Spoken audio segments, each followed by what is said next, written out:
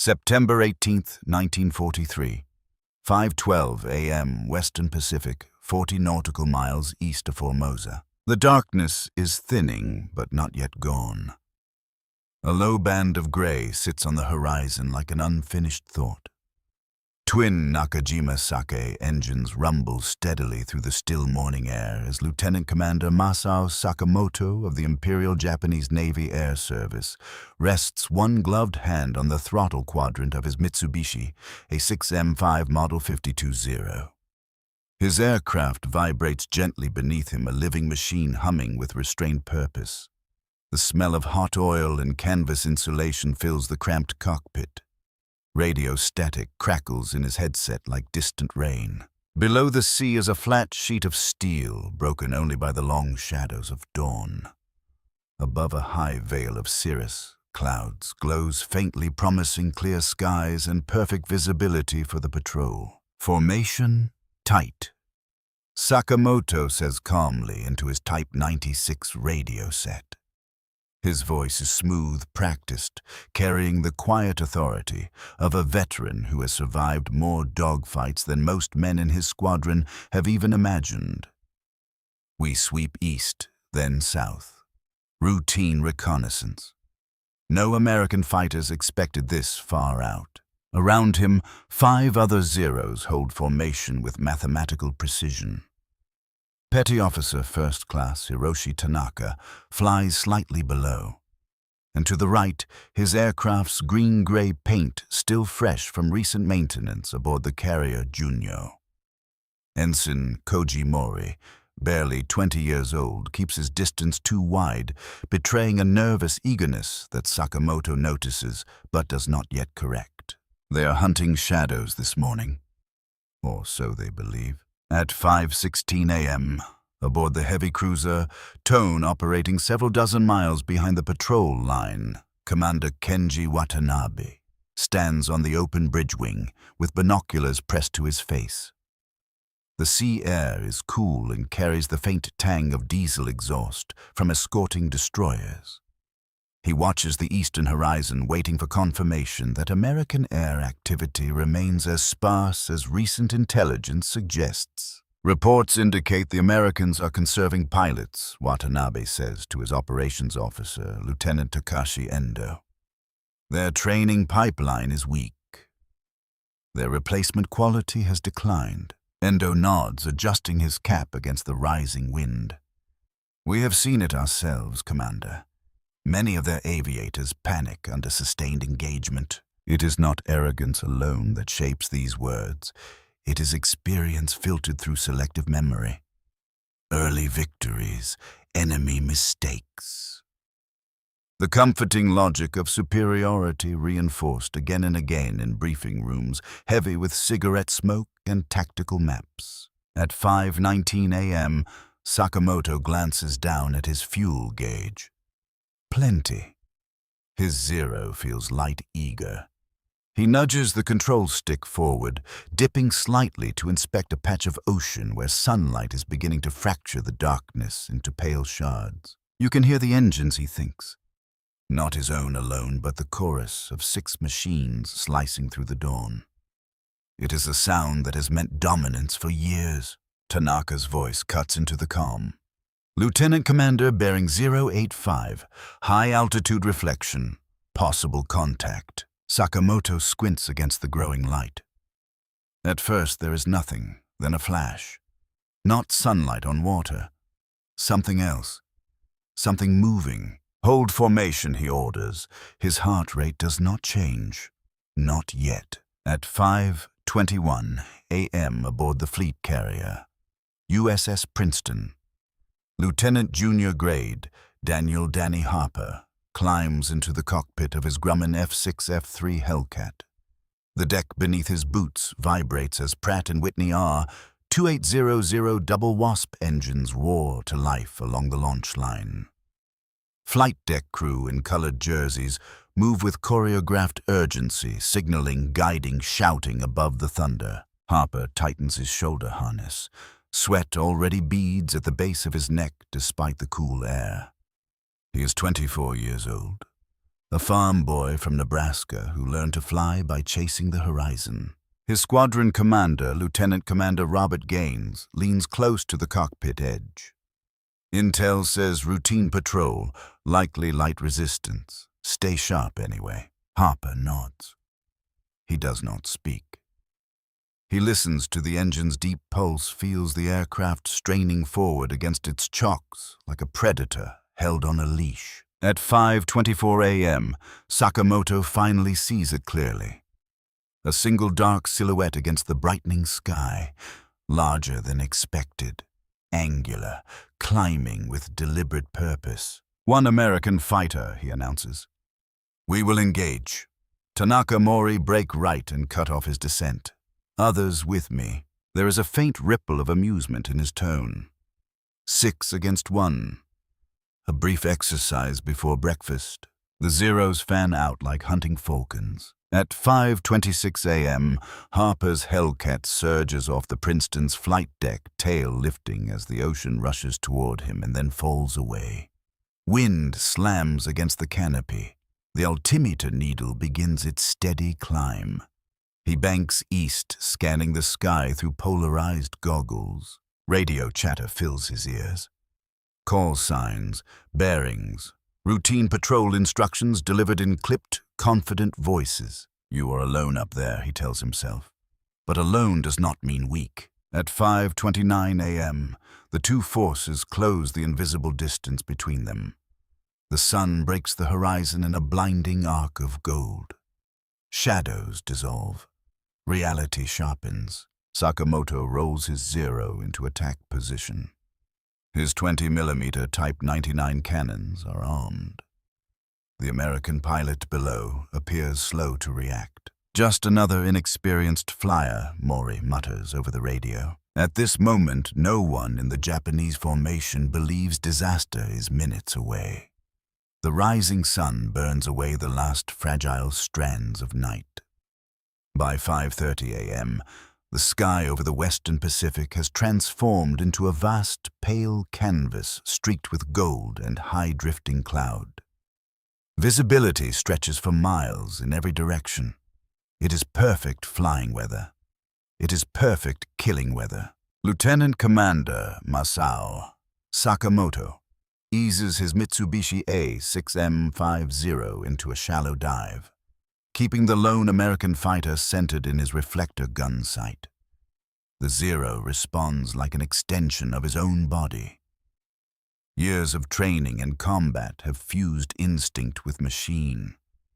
The aircraft is light, graceful, capable of turning inside nearly anything the enemy can field.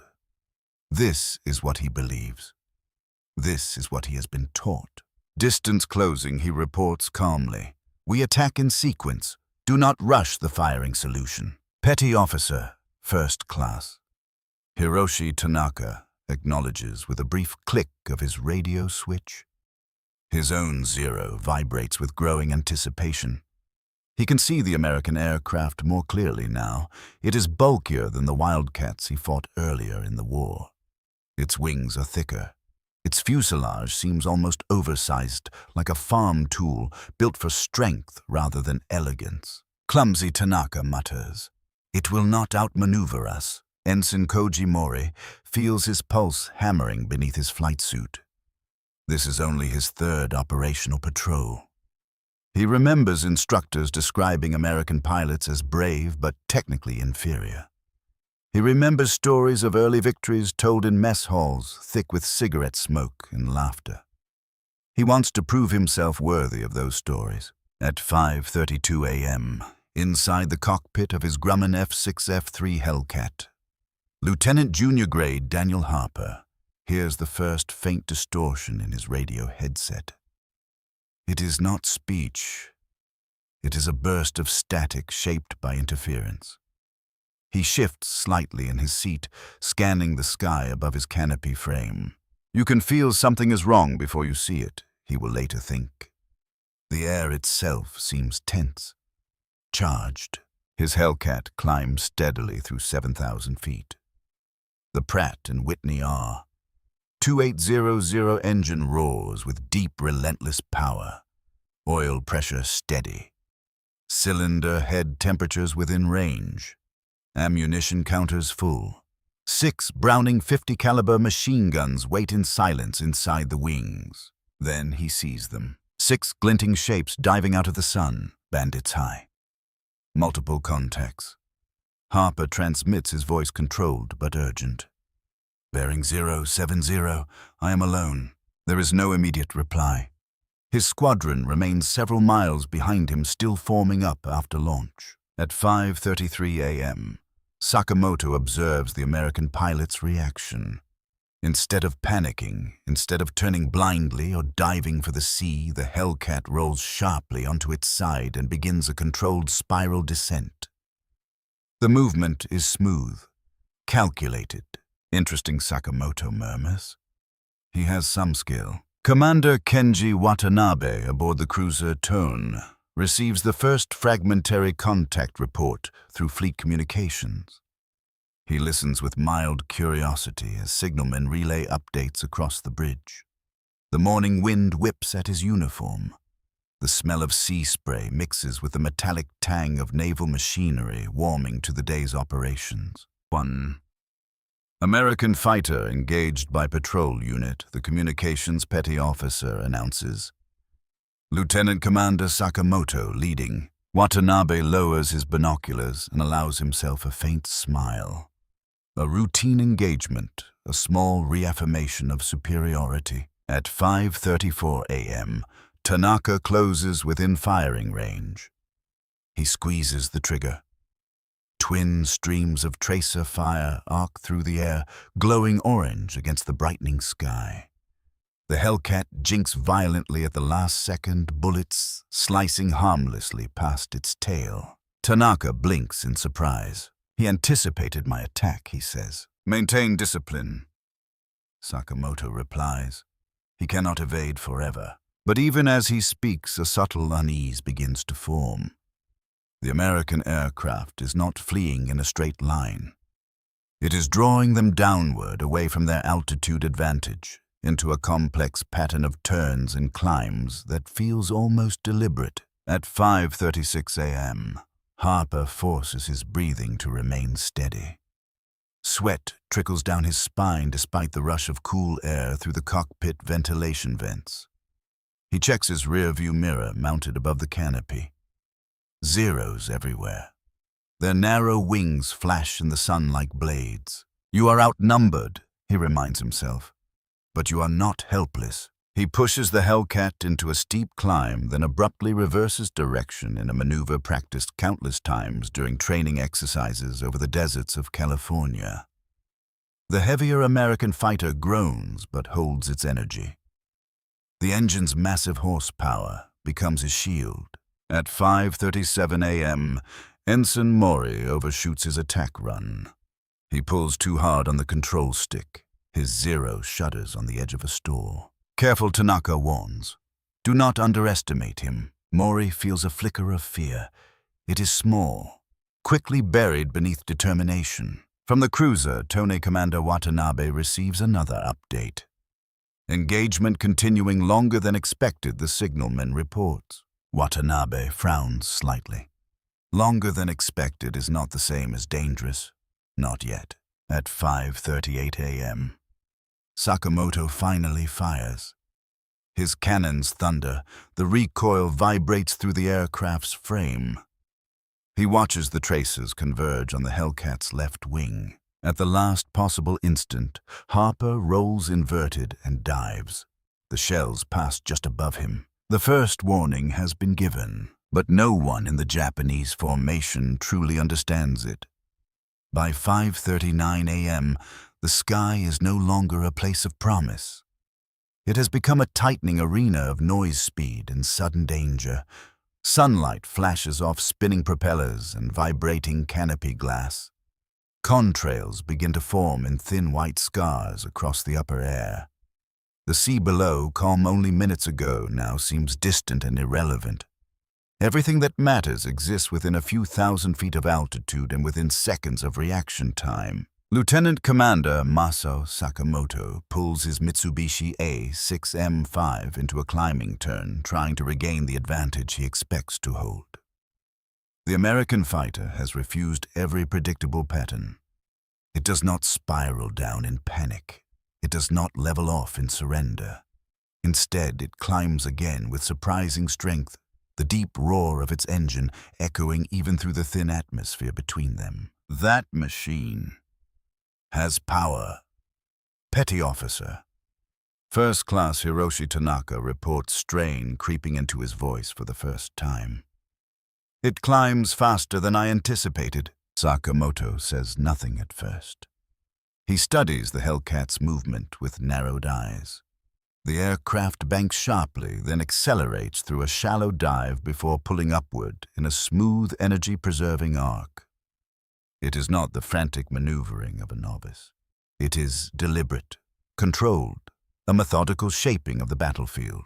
At 5:40 a.m. inside his cockpit, Lieutenant Junior Grade, Daniel Harper feels the vibration of the Grumman F6F3 Hellcat change as he pushes the throttle forward another fraction.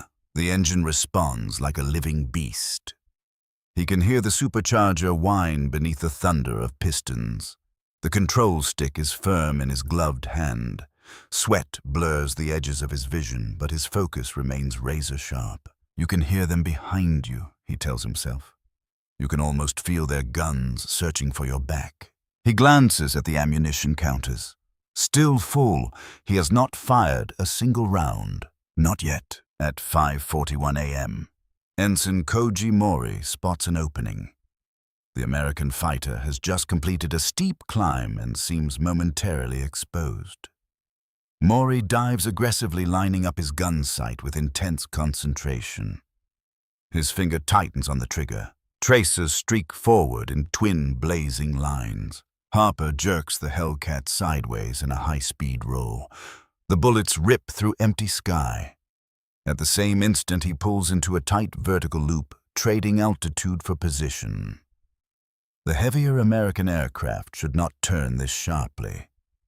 Yet somehow it does its speed, carrying it through the maneuver with terrifying momentum. Mori suddenly realizes he has flown directly into the path of the enemy. "Break away," Tanaka shouts over the radio. Too late. At 5:42 a.m., Harper squeezes his own trigger for the first time.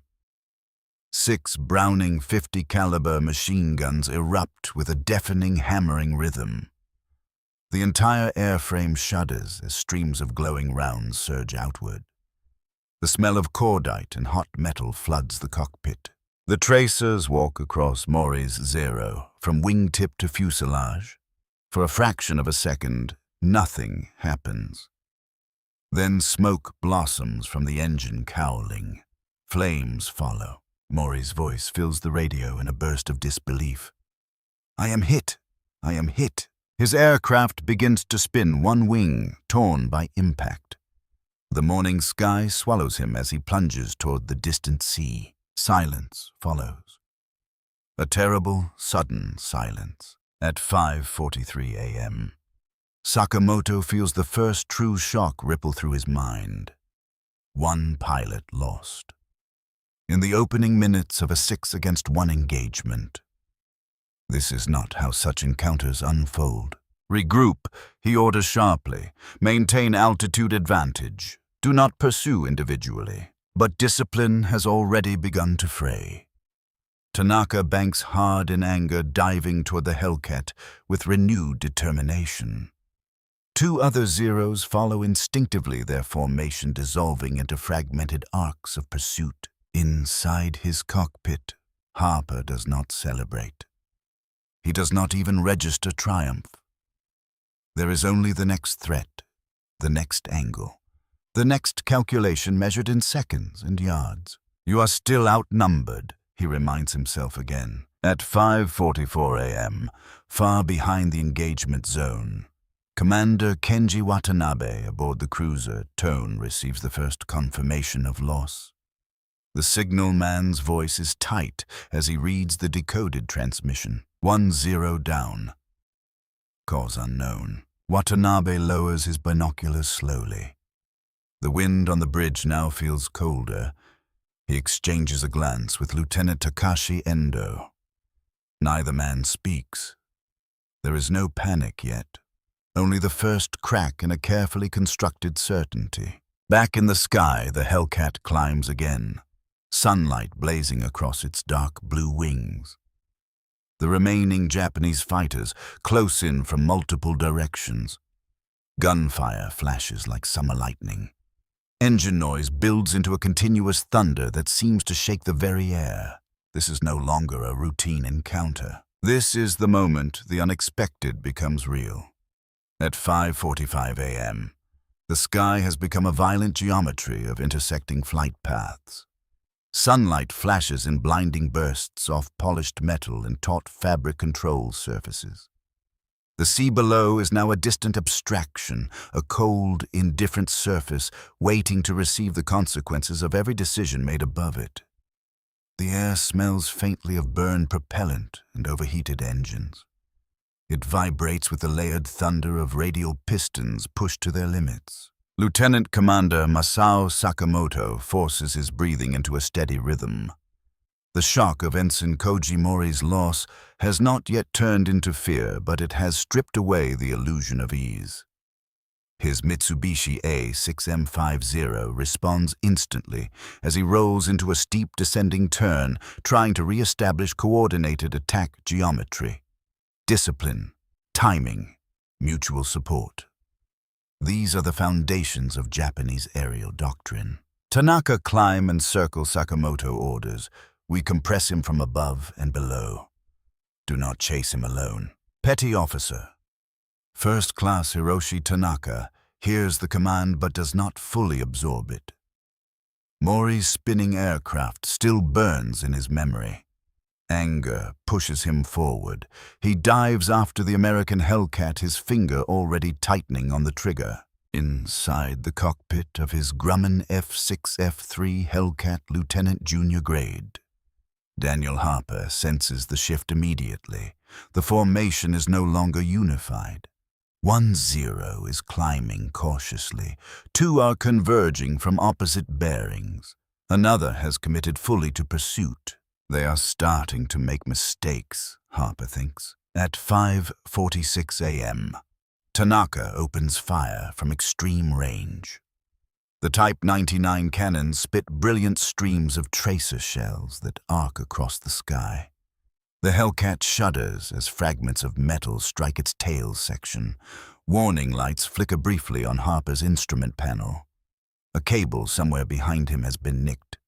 Control response feels slightly heavier. He pushes the nose downward, trading altitude for speed. The Hellcat accelerates with brutal momentum, its powerful engine converting gravity into lethal opportunity. You can feel the aircraft becoming faster than thought Harper realizes. Above him, Sakamoto watches the maneuver with growing unease. The American pilot is not reacting randomly. He is drawing them into a vertical engagement where the Hellcat's engine strength outweighs the Zero's lighter frame. This is not a novice. This is a tactician. Breakoff Sakamoto transmits. We reset the engagement, but his voice arrives seconds too late. At 5:47 a.m., Harper pulls into a sudden climbing turn that forces Tanaka to follow or lose position entirely. The Zero rises after him, its elegant wings slicing upward through the thinning air. For a moment, it seems to gain the advantage. Its tighter turning radius allows Tanaka to slide closer into firing alignment. Then the Hellcat does something unexpected. Harper shoves the control stick forward and rolls inverted diving straight down in a maneuver that uses sheer speed rather than agility. The heavier aircraft plunges like a falling stone, then levels out just above cloud level. The engine howls, wind screams past the canopy, the altimeter needle spins. Tanaka attempts to follow, but the Zero's lighter construction begins to vibrate violently under the strain of high-speed descent. He pulls back instinctively, losing precious seconds. Those seconds become fatal. At 5:48 a.m., Harper reverses direction, once more climbing sharply beneath Tanaka's flight path. The Hellcat's guns blaze again. 50 caliber rounds hammer into the Zero's underside, tearing through fuel lines and structural spars. Flames burst outward in an instant. Tanaka's final transmission is a single broken word, swallowed by static. His aircraft disintegrates in a rolling explosion of fire and debris. Now 2 are gone. Lieutenant Commander Sakamoto feels the weight of reality pressing harder against his thoughts.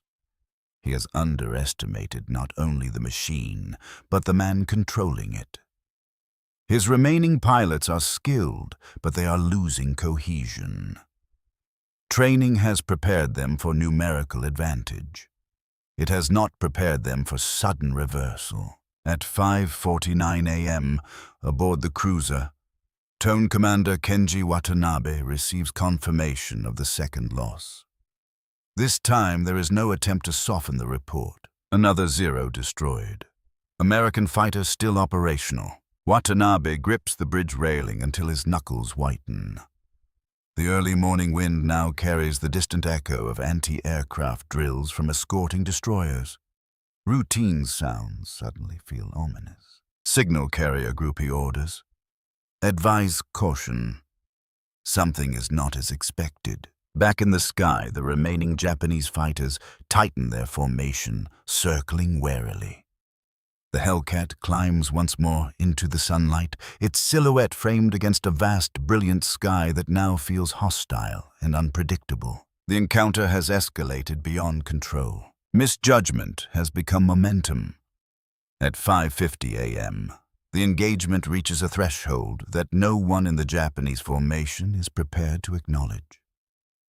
The sky, once a place of calculated maneuver and confident pursuit, has become a battlefield defined by speed uncertainty and the relentless erosion of expectation. Sunlight now floods the upper atmosphere with harsh brilliance, casting sharp reflections across aircraft canopies and wing surfaces. The air itself seems thinner, harsher, as though it too recognizes the shift that is taking place. Lieutenant Commander Masao Sakamoto steadies his Mitsubishi A6M50 at 9,000 feet, forcing his breathing into a controlled rhythm that belies the storm of calculations racing through his mind.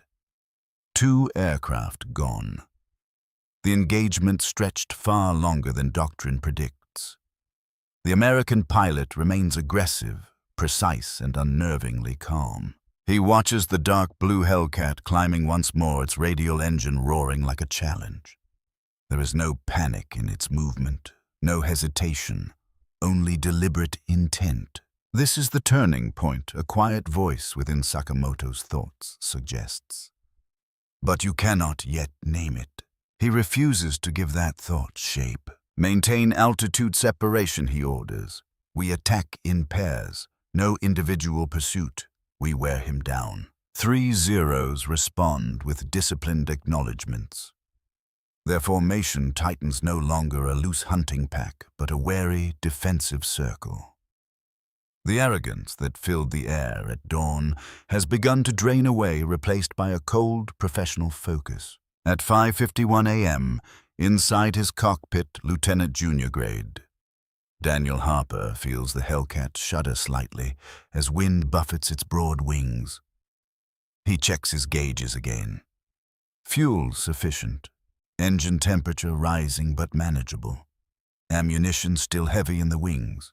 He can see the remaining Japanese fighters above him now, no longer diving recklessly but circling with cautious intelligence. They are adapting, he realizes, and that makes them dangerous again. You can hear the engines converging.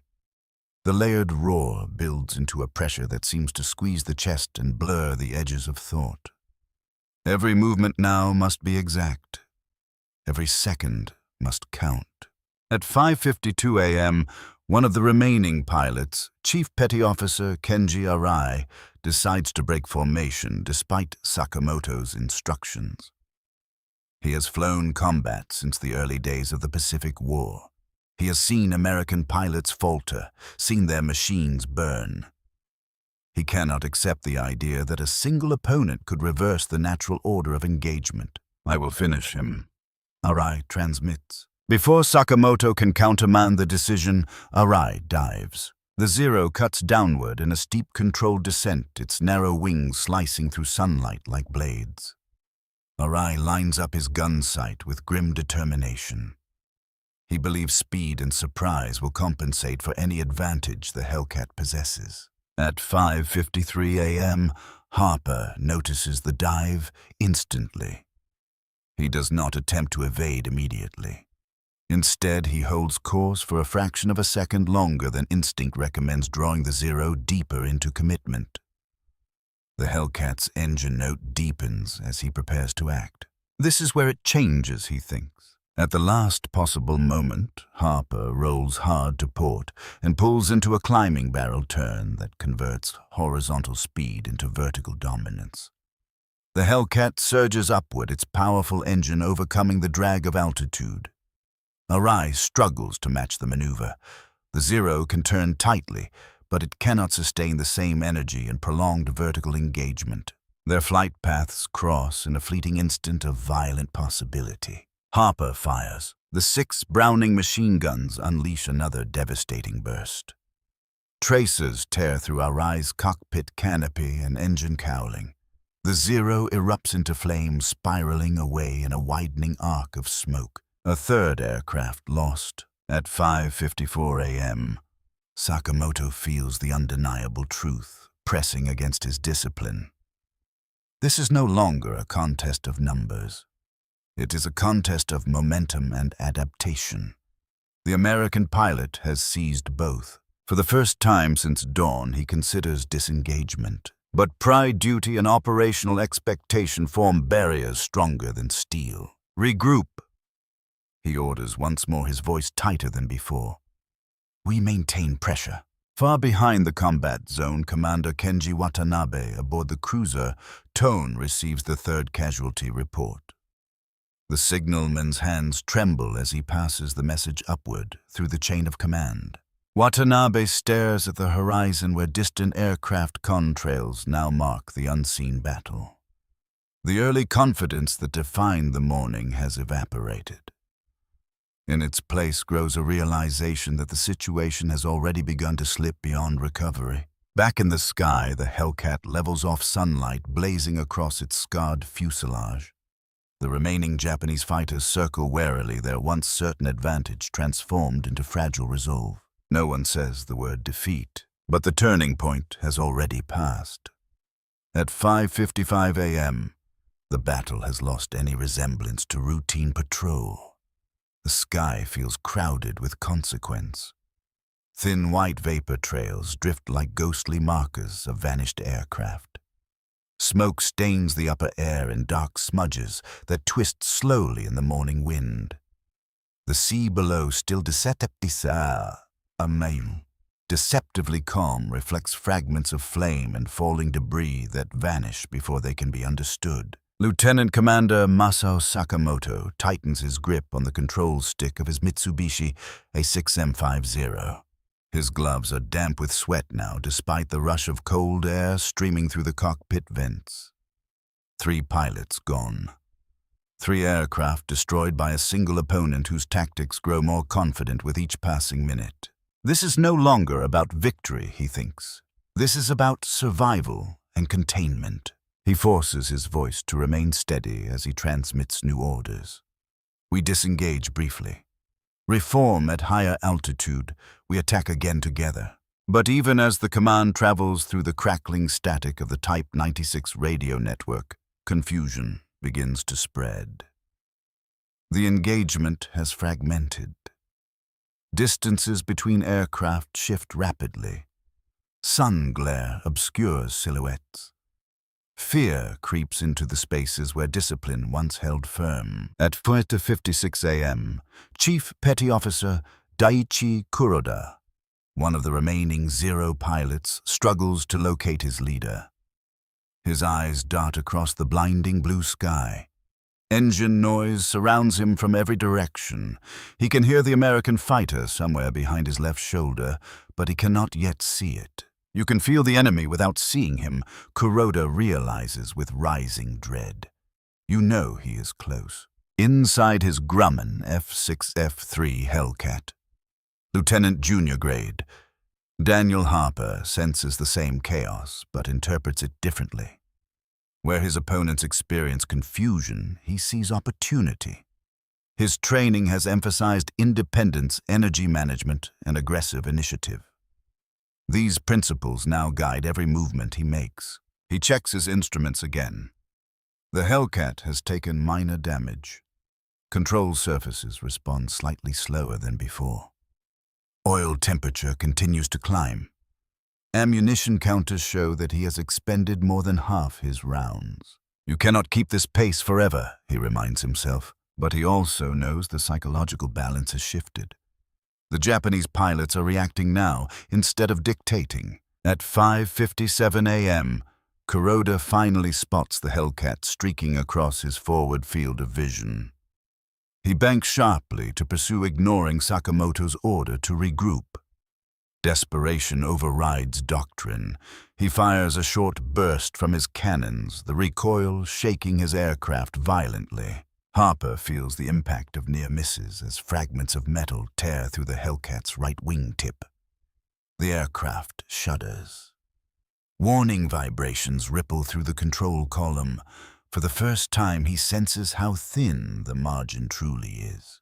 You are not invincible, he thinks. You are only faster. He dives again, using gravity to regain speed and distance. The Hellcat plunges toward a thin layer of scattered cloud, vanishing briefly into a gray-white blur that distorts vision and muffles sound. At 5:58 a.m., Sakamoto watches in mounting frustration as his formation dissolves into isolated chases. Radio transmissions overlap in a chaotic chorus. I have him in sight. Negative contact. Where is he? Engine trouble. I am losing power. The disciplined choreography of Japanese aerial combat has unraveled. Each pilot now fights a private battle against uncertainty and fear. Far behind the combat zone, Commander Kenji Watanabe, aboard the cruiser Tone, receives increasingly fragmented updates. Signalmen struggle to decode hurried transmissions. The bridge crew moves with tense urgency, exchanging glances that speak of unspoken concern. 3 aircraft lost. Engagement ongoing, the communications officer reports. Watanabe nods slowly. The morning sun now illuminates every detail of the fleet formation around him. Destroyers cut white wakes through the water. Anti-aircraft crews stand ready at their stations.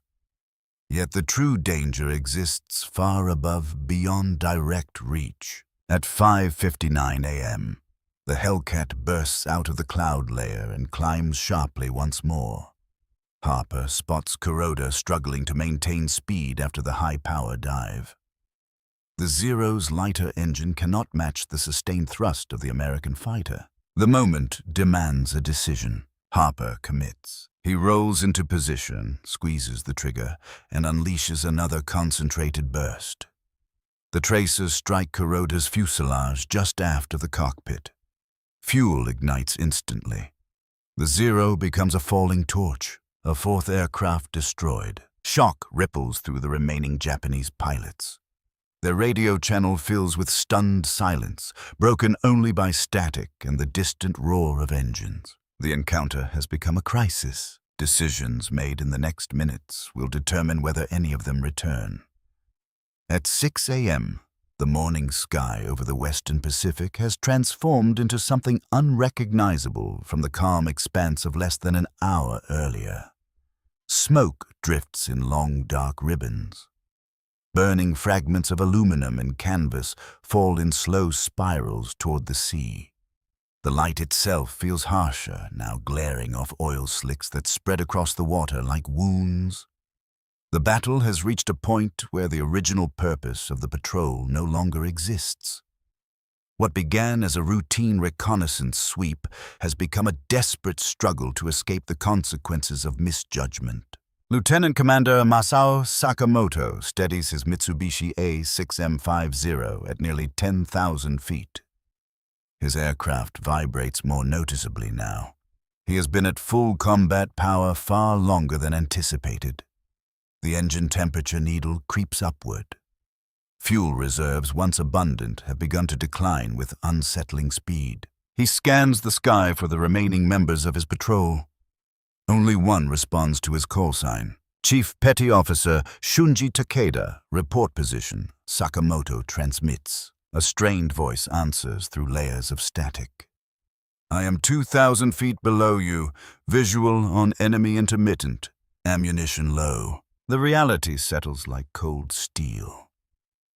Of 6 aircraft that began the morning in confident formation, only 2 now remain operational. At 6:01 a.m., inside his Grumman, F6F3 Hellcat. Lieutenant Junior Grade Daniel Harper feels the fatigue that has been building quietly in his muscles. His forearms ache from constant pressure on the control stick.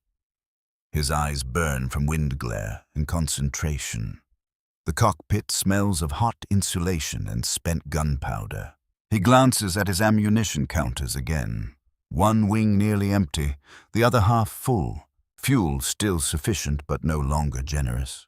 You have changed the fight, he tells himself, but it is not finished. He spots the final 2 Zeros circling cautiously above him. Their movements are no longer aggressive dives or tight coordinated sweeps. They are guarded arcs shaped by caution and survival instinct. At 6:02 a.m., Chief Petty Officer Shunji Takeda sees Harper's Hellcat climbing toward him through a gap in the drifting smoke. The American fighter appears larger now, more imposing. It carries scars along its wings and fuselage, but its engine note remains deep and relentless. Takeda feels a flicker of doubt he has never experienced in combat. For years he has been told that Japanese pilots dominate the skies through skill, discipline, and superior maneuverability. Now he watches a single opponent dismantle that belief piece by piece. We cannot win this, he thinks. Yet withdrawal without orders is unthinkable. At 6:03 a.m., Sakamoto makes the decision he has resisted since the first aircraft fell. We disengage, he announces firmly. Climb to maximum altitude. Return to fleet perimeter. The command is logical, necessary. It is also an admission that the engagement has already collapsed beyond recovery. Takeda acknowledges immediately, banking upward with all remaining engine power. His Zero strains against gravity, climbing in a slow, spiraling ascent. Vapor forms along the wing roots as he pushes the aircraft to its limits. Harper sees the maneuver and understands the intention at once. The remaining pilots are attempting to break contact, to escape, to preserve what little remains of their patrol strength. You can let them go, a distant part of his mind suggests. But another voice speaks louder. If they reach their fleet, this moment becomes rumor instead of reality. At 6:04 a.m., Harper advances the throttle fully forward. The Hellcat surges upward in pursuit. The Pratt & Whitney engine roars with renewed fury. Every vibration feels magnified. Every second carries the weight of irreversible consequence. Sakamoto glances over his shoulder and sees the American fighter closing with frightening speed. The plan to disengage is unraveling even before it can succeed. This is the collapse, he realizes. The structure of our advantage has already fallen. At 6:05 a.m., the 3 aircraft climb toward the bright, hard blue of higher altitude. Wind screams past canopies. Oxygen masks press against faces slick with sweat. The battle has become a race, measured in engine power, fuel endurance, and human resolve. Far below, the sea waits in silent witness. The original plan is gone. Only survival remains. At 6:06 a.m., the battle has stretched into an altitude where the air feels thin and brittle, as though the sky itself might fracture under the strain of speed and desperation. Sunlight now pours down without mercy. The horizon appears sharper, almost unreal, dividing sea and sky into 2 vast fields of pale blue and burnished steel. Engine noise carries farther here, echoing across open space like the roar of distant thunder. Lieutenant Commander Masao Sakamoto pushes his Mitsubishi A6M50 higher with grim determination. The aircraft trembles as it approaches the limits of its comfortable performance envelope. He can feel the engine beginning to protest under sustained full throttle. Oil temperature continues its slow, relentless climb. Fuel gauges drift downward toward a threshold he cannot ignore. Yet retreat remains incomplete. Retreat without demonstration of control would confirm everything he fears. He glances across the sky and spots Chief Petty Officer Shunji Takeda climbing just ahead and below his Zero, trailing faint wisps of smoke from earlier damage. "We regroup and strike once more," Sakamoto transmits. "We force him away from our fleet. This is not finished." Takeda hears the order and swallows his doubt. Discipline overrides instinct. He banks gently to rejoin his leader, even as he senses the American fighter closing behind them like an approaching storm. At 6:07 a.m., inside the cockpit of his Grumman F6F3, Hellcat Lieutenant Junior grade, Daniel Harper feels the aircraft growing heavier with altitude. Control response slows slightly. The engine's roar changes pitch as the supercharger struggles to maintain optimal pressure. His oxygen mask presses tightly against his face. Each breath tastes faintly of rubber and cold metal. He checks his ammunition counters again. Only one wing remains combat effective. Fuel reserves have reached the point where prolonged pursuit carries real risk. You have already changed the outcome, he thinks. But you cannot allow them to regain confidence. You can see the two Zeros ahead now, silhouetted against the brilliant morning sky. Their movements are cautious but purposeful. They are not fleeing blindly. They are attempting to re-establish initiative through coordinated positioning. At 6:08 a.m., Sakamoto signals Takeda with a brief wing dip. They separate slightly, creating a wide arc intended to draw the Hellcat into divided attention. It is a tactic he has used successfully in past engagements. One pilot feints, the other strikes. For a moment, the maneuver appears promising. Harper hesitates, calculating angles and closure rates. The Zeros are lighter. At this altitude, they may regain some turning advantage. The sky around them feels vast, yet suddenly crowded with invisible lines of possibility. He chooses aggression. The Hellcat surges forward, targeting Takeda first. The decision is instinctive but grounded in logic. The damaged aircraft represents the weakest link in the remaining chain. At 6:09 a.m., Takeda realizes the danger too late. He rolls sharply into a defensive turn, trying to pull the Zero into its famed tight circle. The aircraft responds gracefully at first, carving a clean arc through the upper air. Then the Hellcat dives slightly, converting altitude into speed once more. Its heavier frame becomes a weapon of momentum. Harper lines up his gun sight with steady precision. The final burst of ammunition from his left wing erupts in a blazing stream of tracer fire. Rounds strike Takeda's engine, cowling and cockpit in rapid succession. The Zero shudders violently. Flames burst outward brighter than the morning sun. The aircraft spins away in a widening spiral that ends far below in a distant, silent impact with the sea. A fifth aircraft lost. At 6:10 a.m., Sakamoto watches the destruction with a sensation that feels almost detached from his own body. The sky seems too bright, the engine noise too loud. The reality unfolding before him refuses to align with years of belief and experience. He is now alone. Far behind the combat zone, Commander Kenji Watanabe, aboard the cruiser Tone, receives fragmented confirmation of yet another loss. The signalman's voice is barely steady. Only one Zero remains engaged. Watanabe closes his eyes briefly, feeling the full weight of the morning settle upon him. The attempt to recover initiative has failed. The patrol has been reduced from strength to isolation. Back in the sky, the Hellcat climbs once more scarred but unbroken. The final phase of the encounter approaches with terrible inevitability. At 6:11 a.m., the sky has become unbearably clear. There are no longer drifting clouds to conceal movement, no scattered contrails to confuse distance. Only one Japanese aircraft remains in the vast expanse above the western Pacific. The morning sun hangs higher now, turning every polished surface into a shard of blinding light. The battle that began with quiet confidence has narrowed into a final confrontation measured in fuel endurance and the human will to face what cannot be undone. Lieutenant Commander Masao Sakamoto keeps his Mitsubishi, a 6M50, steady at just over 12,000 feet.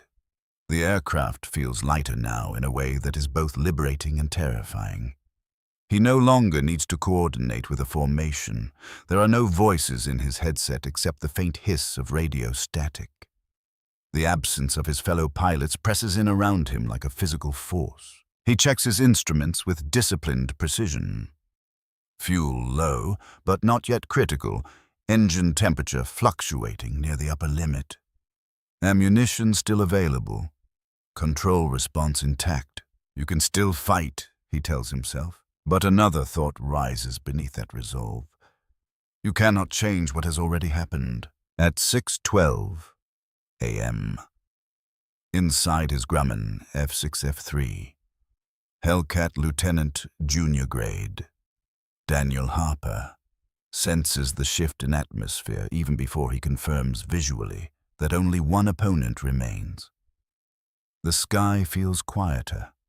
The layered roar of multiple engines has diminished to a tense echo between two machines circling in widening arcs. His own aircraft shows the marks of sustained combat. The right wingtip bears jagged holes where cannon fragments struck earlier. Oil streaks trail back along the fuselage. The engine note has grown rougher, vibrating through the control stick like a warning that time is running short. He glances down at his fuel gauge. The needle has dropped farther than he would like.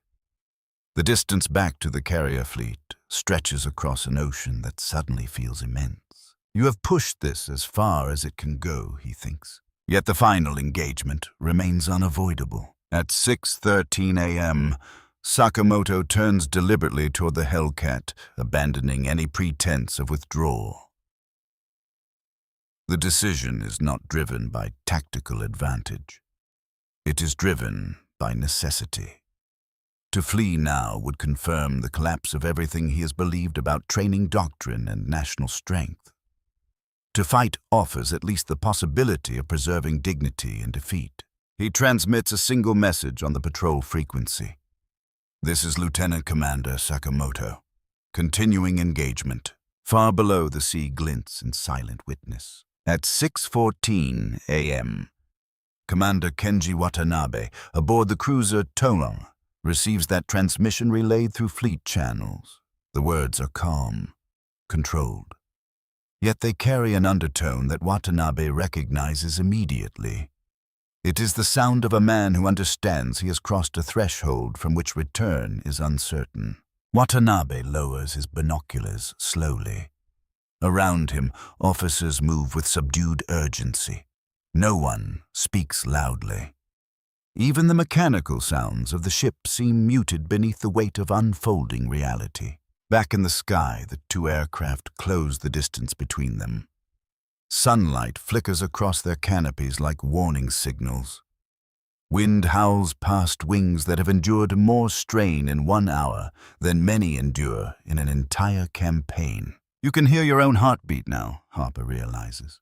You can feel the finality of each movement. At 6:15 a.m., Sakamoto initiates the last attack. He rolls his Zero into a tight descending spiral, drawing the Hellcat into a turning fight where the lighter Japanese aircraft still retains some advantage. The maneuver is graceful, precise, a reminder of everything that once made the Zero feared across the Pacific. Harper responds instinctively, matching the spiral while conserving speed. The Hellcat groans under the strain but holds together. For several seconds, the two fighters circle each other in a deadly dance of altitude and angle, gun sights flickering across fleeting targets. Then the turning radius begins to widen. The heavier American machine refuses to stall. Its engine power carries it through the maneuver with relentless momentum. Sakamoto understands at last. The assumptions that shaped his confidence at dawn no longer apply. The enemy he faces is not inexperienced. The machine he confronts is not fragile. The war itself has shifted in ways that cannot be reversed by skill alone.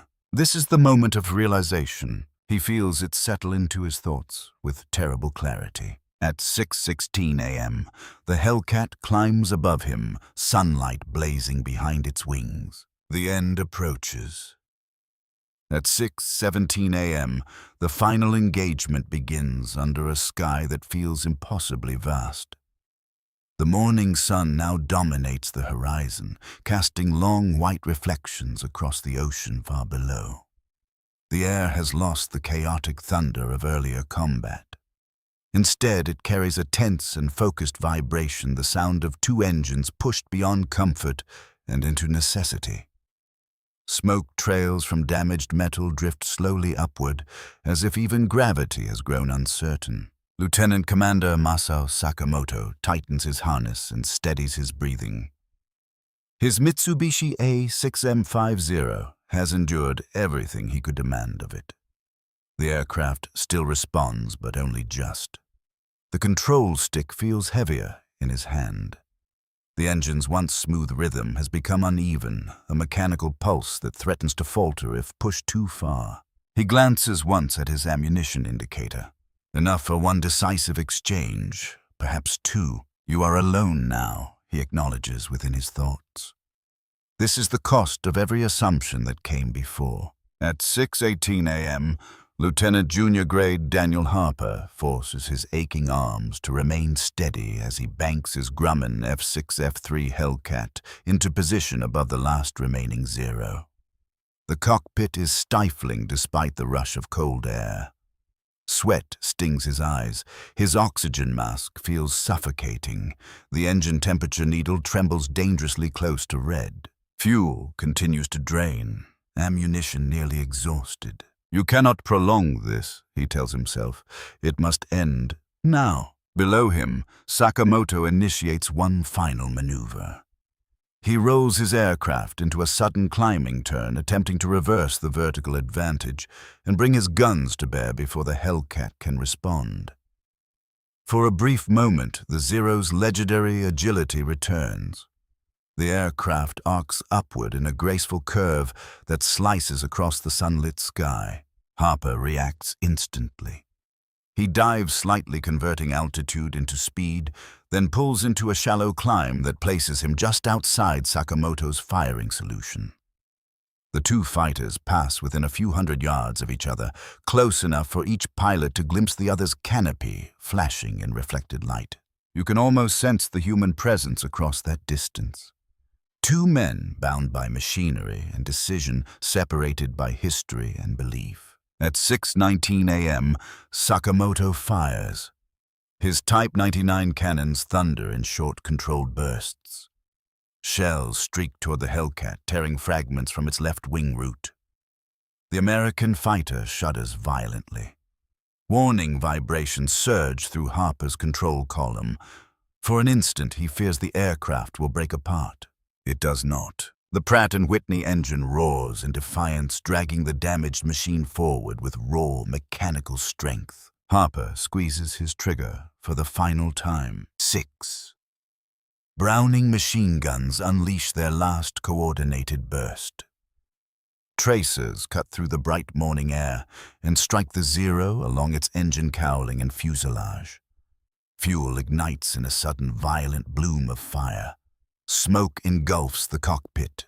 Flames spread with terrifying speed. At 6:20 a.m., Sakamoto feels heat surge around him as instruments fail in rapid succession. The control stick grows unresponsive. The engine's uneven rhythm collapses into silence. He realizes with absolute clarity that there will be no recovery, no regrouping, no return to the confident dawn that began this patrol. He does not transmit a final message. There is nothing left to say that would change the outcome. The Zero rolls slowly onto its back, trailing black smoke that stains the perfect morning sky. Then it plunges toward the distant ocean, becoming smaller and smaller until it disappears into the vastness below. The sky is suddenly empty. At 6:21 a.m., Harper levels his crippled Hellcat and reduces throttle to preserve what little fuel remains. The adrenaline that sustained him begins to fade, replaced by a deep exhaustion that reaches into bone and muscle. His aircraft vibrates with every rotation of the engine. The long flight back to the carrier group lies ahead across an ocean that offers no margin for error. Far to the west aboard the cruiser, Tone Commander Kenji Watanabe receives confirmation that the patrol has been lost in its entirety. He stands motionless on the bridge wing, staring at the horizon where nothing can now be seen. The cost is measured not only in aircraft and pilots, but in certainty itself. By 6:25 a.m., the smoke in the sky has begun to disperse. Sunlight fills the empty space where 6 fighters once maneuvered with confidence. The sea closes quietly over the last falling debris. The battle is over.